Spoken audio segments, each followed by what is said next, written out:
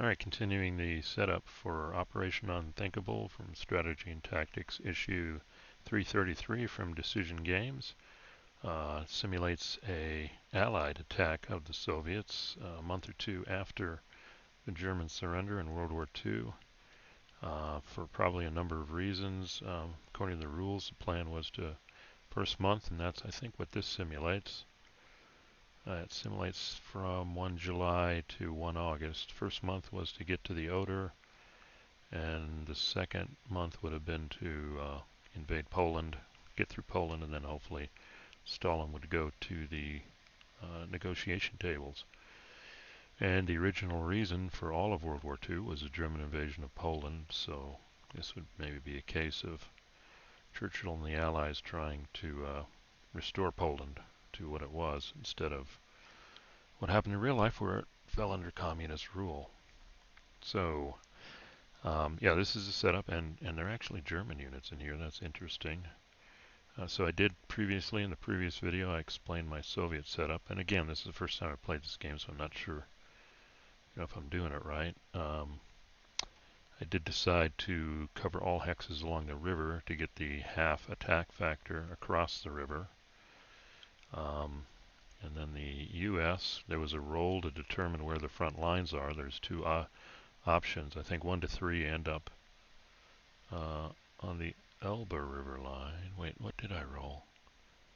Looks like I rolled option 1 to 3. Yeah, the Elbe here. Because the Allies, they did get to the Elbe, and the agreement was for them to withdraw back to the Moldau for the East German, West German ultimate lines. And this is just saying this far in they hadn't finished withdrawing, so they're further forward. So, yeah, Elbe River, okay, so that's good. And the victory conditions for the game basically are the Allies have to get 5 units within 5 hexes in supply off the east map edge. Could be anywhere along there. So a little bit of my thinking here. First I had to establish the boundary between the UK Army Group and their associated allies, the Poles. You don't see them, but here they are. They're these white counters here. And they also even have Germans coming over here. Rules though with the Germans are they can only stack with themselves, they can only attack with themselves. They're a separate entity. And the Polish units can never be adjacent to the German units or attack with them, obviously. So for that, I just said, well, we'll just put all the German units here on their own here. Polish units are over here. Looks like they're setting up an attack here. And here's the key, the Army Group line. US has to be south of it, and UK Army Group has to be north of it. And in hindsight, there are more US units than the UK Army Group, it appears. So in hindsight, maybe I should have moved this up further. But I'm going to let it ride. I mean, this is the first game. Beginning every turn, you can start shifting this. It just means any UK units caught on the wrong side after the shift have to disengage and move quickly to their side of the line. So if I did move it up the first turn, it would only affect these units, but I'll think about that when I get to the first turn. Like I said, the German units are concentrated here. The Russians screened because this starting point is the furthest from the east map edge. So they just screened with zones of control, and then these Germans, though, zones of control are leaky. So if it was movement, I can move around them, but probably not on the first turn. The other kind of different thing about the game is each side decides if they're going to do movement first and combat second, or combat first and movement second. Probably on the first turn it makes sense for the Western Allies to do combat first and then movement second. And I'm thinking about it, there is an optional rule where the UK Army could choose their own and the US Army Group could choose their own, so they could even flip that. I'll see when I get into the game whether I want to do that. but at least for the first turn, you can probably bet Western Allies are going to do combat first. So there is one thing that the Russians are allowed to do in response. They roll, I think, in this case, 2d6. If I look at the rules, I'll show you that in a second. And they can reposition units. The units I'd really be tempted to reposition are these really powerful artillery units, which can add 18 to 1 attack and 18 to 1 defense within 3 hexes of themselves. So these can really beef up an attack. And unfortunately for the UK Army Group, particularly in this region, their setup pretty much telegraphs where they're going to attack. So like here, this attack, I mean it looks like it, I would probably shift one of these artillery units over to provide a defense here, and then I could anticipate attacks here maybe and concentrate. So I can, it's easier to see where the UK right now is going to attack. US setup, well, this is now the closest to the map edge. Got some forests to go through. But the US was able to set up in such a way, and this isn't across a river, so that they're not telegraphing their exact attack. These units here with the white coloring are, well, you can tell what they are. They're recon, they're armored cav. The Soviets have them too. Yeah, here they are up here. What these allow you to do, it's called Reconnaissance for the units. There's 2 types of costs for let me see if I've got it. There's 2 types of costs for terrain hexes. One is for mech units, which most units are for the Western Allies. Pretty much all units are. And then there's non-mech, and non-mech isn't as much. So if you're stacked with these units, they recon ahead, so anyone stacked with these units when they move pay the non-mech cost. So like instead of it being +2 to cross the river, it's +1 for these. Okay, and the same with forest. Let's see if I've got the charts here. Yep, terrain chart. Yeah, here we go. This shows you. So normal mech cost to the right, 1 for clear, 2 for forest, 3 for marsh, +2 to cross the river here. But if you're stacked with one of these US Armed Cav or Soviet Guards Cav, they pay non-mech costs. So pay 1 for forest, 1 for marsh, and only +1 for river. Pretty helpful. So this is a powerful movement capability, and I kind of spread those out too in nice stacks. Infantry armor and the cav there. Stacking limits, allies, Western Allies, 2 corps and a regiment, 2.5 really. So you do see these are regiments, so we can do that.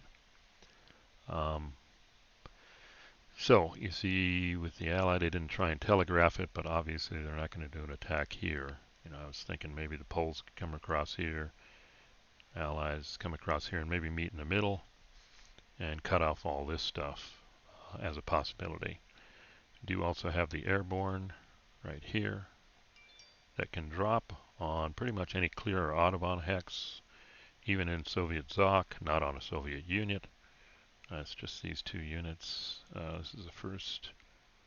Oh, this is all. Yeah, this is the 18th, and this is the first. No. Oh well, I'll figure this out later. I'll have to change that. One of them has 4 steps, one of them has 2 steps. I'm thinking it's this one has 4, and this one has 2, and nobody can stack with it, but it can attack with anything. So the only thing I have to do right now is just looking at the rules here, just to finish the setup so I can in the next video actually start the game, is scroll down here, and we did get the Elbe River line 1 to 3, and then the Soviet Maskarovka, whatever. Okay, if anybody knows how to pronounce it, I'm sure you can help me. If the front line was a 1 to 3 roll, the Soviets roll 2d6 and may then redeploy the number of units equal to the resulting total on their side of the front line. And here's the rationale. So the pullback wasn't quite as progressed. So 2d6, and I believe we have just 1d6 here, so I'll just roll it twice. 1, 2. Nice. 10 units. Okay. 10 units. That's interesting. So I don't see an attack here. Let's just do it here. So I can redeploy this guy. And he's got a range of 3.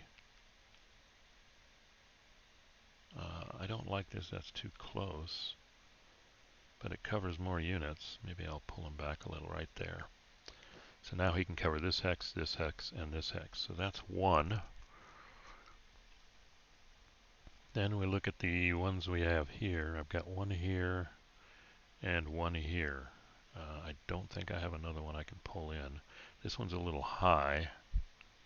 This one has to help here against the Germans. I got no real coverage across here. So I'm thinking I could move him here. And that gives me the best coverage. 1, 2, 3. 1, 2. Yeah, great coverage here. This guy's got 1, 2, 3. He can cover any. So the only question I have is, do I want to bring more units over there? Let's look over here. Yeah, here's the problem. There could be an attack anywhere here. So those units are good. So I've moved 2 units. You know what could be interesting here is, well, now I can move units to reinforce the obvious points of attack. And I don't see an attack here, so part of that redeployment could just be infantry units. So like, I'm up to 2. This could be 3. Let's see, where else are we attacking? Wow, I could put units there. Let's see. And that's my max stacking. These units can't really attack anything else, so that does the trick. I could take... That's a good place. This is Leaky Zoc, but could take this guy. That's 4.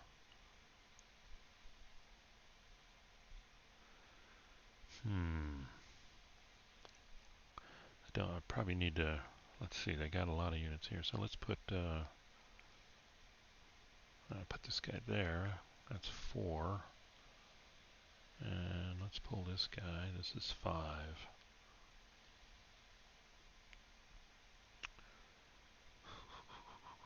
I don't think they'll attack the town. 2L, half attack. I'm going to put him here. That's 5. I'm looking here. I don't think I can strip this guy here. This will be 6. Yeah, let's look what we need to do over here. Do I need to reinforce anything here where it's obvious? That's 6. So now I'm on 7. Wow.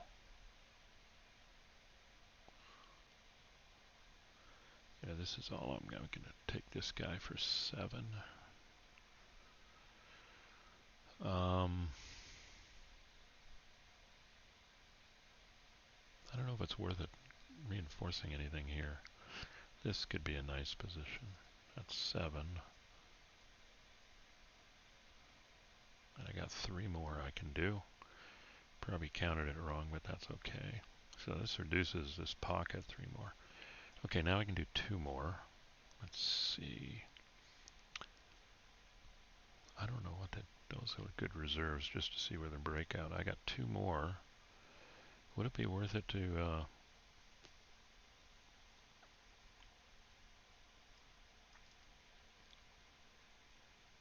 pull another one, and I got 1 more. Oh wow, this is nothing going on here. Yeah, there we go. That'll mess up the Germans' day. 1 more. And now I got 1 more. There's really no way to anticipate what's going on over here. And let's see. Yeah, I did get both of these covered. So I got one more.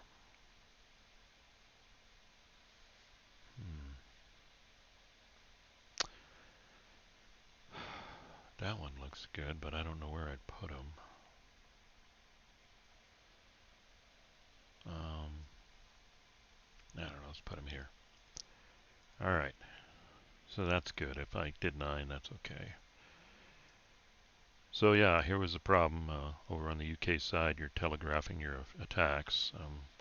If I do this again, I would probably move the Army group line more this way so it doesn't become that obvious, because I had more than enough US units for the lines here. Yeah, from the Soviet point of view, probably going to be more worried about the US initially. Things will clean up, we'll tidy up the lines, as Montgomery likes to say, once we've cut here.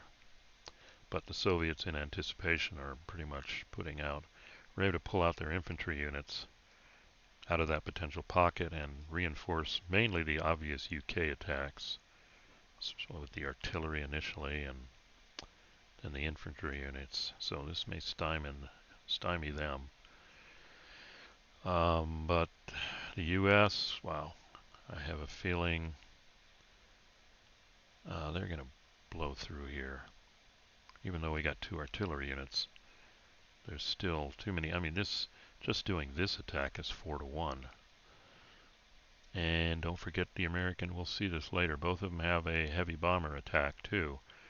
That could add odds, 1 on each army group. So yeah, we'll see how that initial attack occurs, how it goes. So that finishes both sides setups, and we are set to go for turn 1 in the next recording. And again, as usual, if you enjoyed this video, please click like. If you haven't subscribed yet, please do subscribe so you can get notifications when I post new videos. I've got a number of topics going along with this one, but Thai Bomba alternate history seems to be something that's up. I think he did his 7 days to the Rhine. I've got some of those, and he's actually doing another one. Paper Wars is doing an Operation Geld, Paper Wars 101, which I've already pre-ordered, where it's an army level invasion of the United States. So interesting alternate history going on here. So looking forward to starting this here in the next recording. Thanks for listening.